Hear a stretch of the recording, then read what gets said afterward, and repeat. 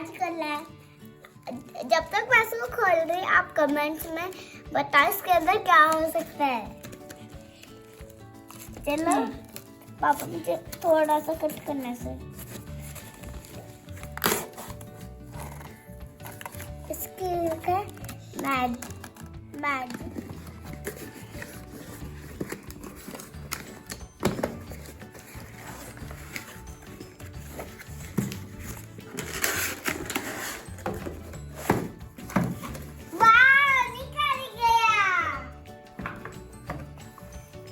तो फ्रेंड्स टंटना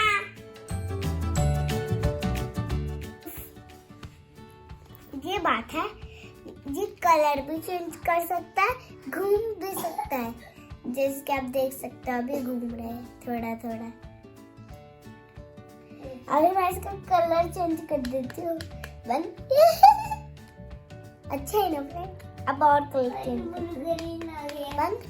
वाह अच्छा है ना बहुत ही।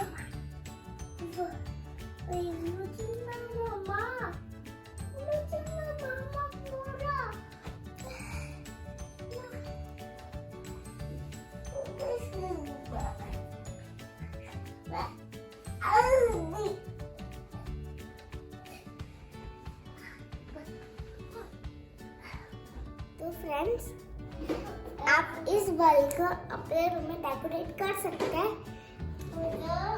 और अगर वीडियो अच्छा लगा तो लाइक शेयर सब्सक्राइब। बाय।